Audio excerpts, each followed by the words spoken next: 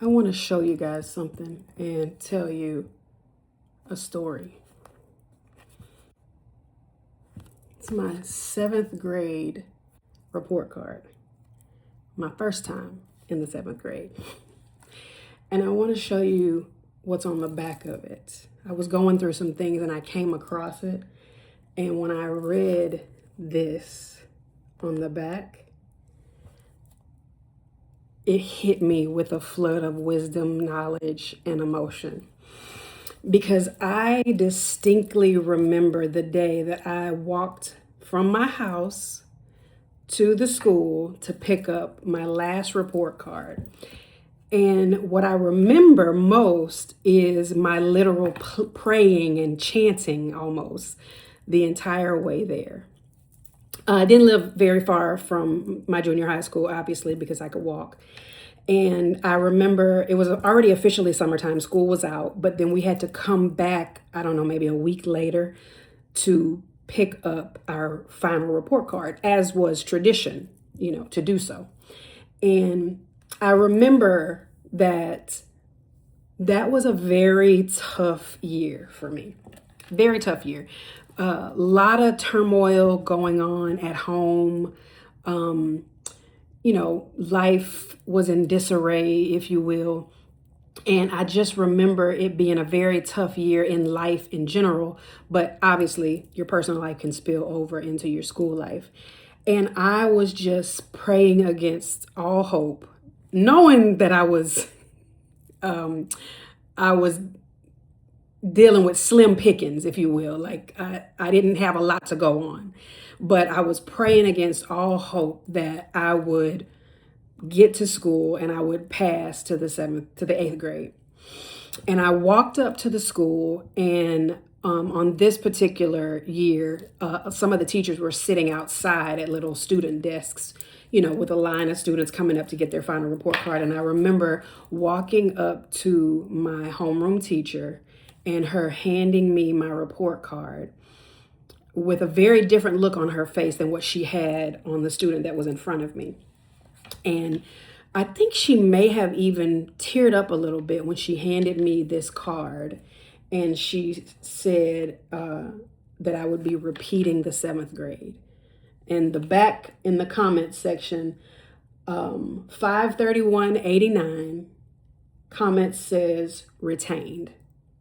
In some very beautiful handwriting, by the way. And this was the year of my life, 1989. So I was about, 13 years old. I was born in 76, 789. Yeah. So I was 13 years old. And this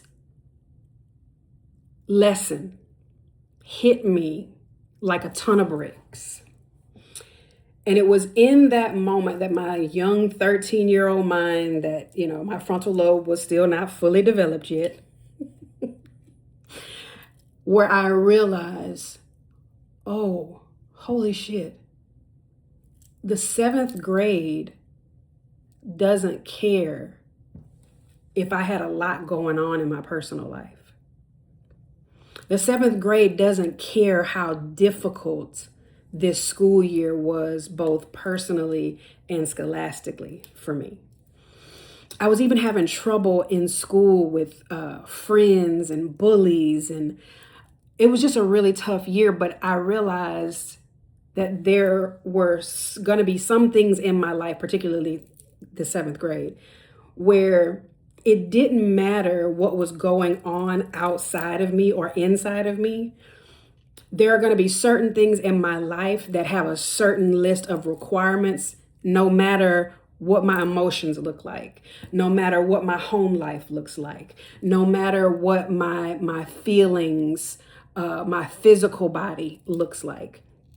There are still a set of rules, a set of requirements that I have to meet in order for me to get what I want out of that thing.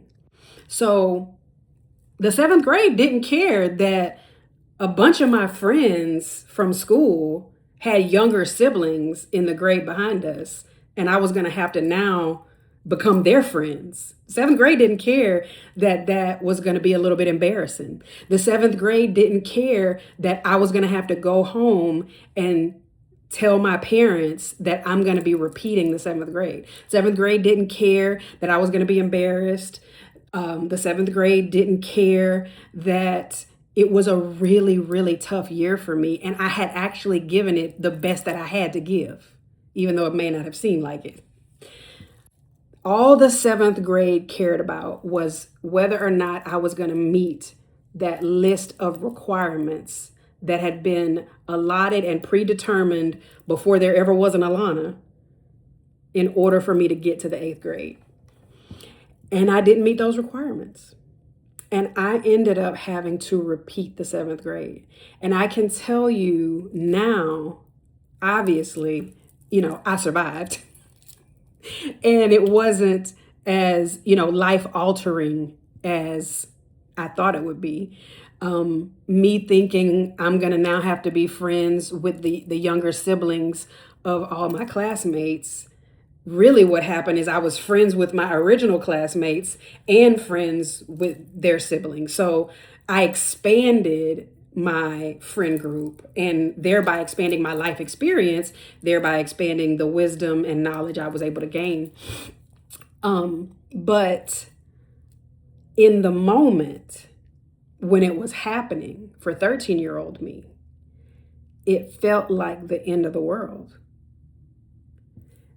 It felt like, I said I was 13. I was going to be 13 in 1989. So this was May of 1989. I was still 12. I wouldn't become 13 until October of that same year. And I realize, like reflecting back, being an adult now, going through certain things, and when you first are met with it, or even the possibility of it, you're like, oh my God, how am I going to survive that? Even if you know that you will, even though it's written in the cards that you not only survive, but you thrive, you still often have human tendencies, or I still often have human tendencies where I'm like, oh shoot, but how am I going to, God, I know I'm going to survive this, but do I really want to go through this?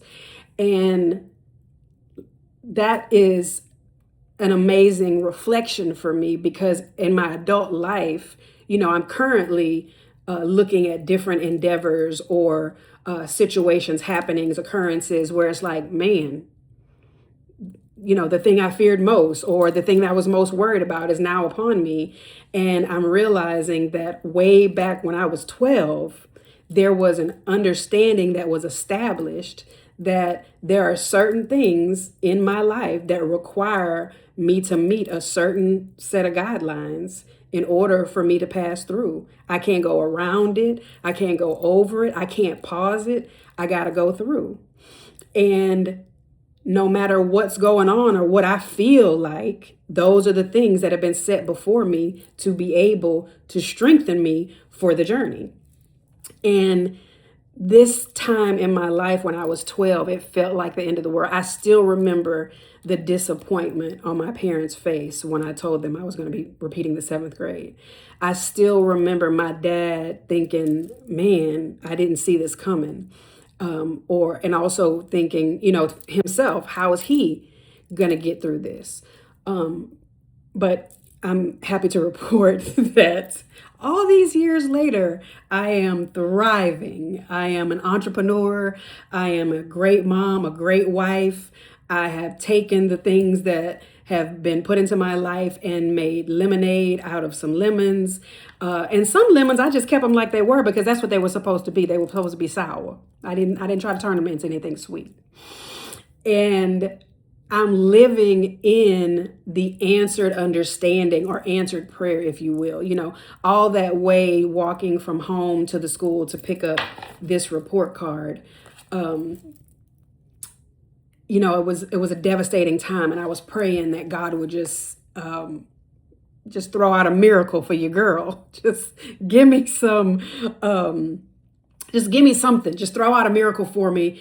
And I didn't realize at the time that I picked up this report card that that was the miracle. Me repeating the 7th grade and succumbing to my actions or lack of actions, being held accountable for what I did or did not do was what I needed, because that was the miracle that taught me that it's okay to have trouble and it's okay to have challenges, but there's a new way that you can deal with those challenges in order to get the most out of what you're going through.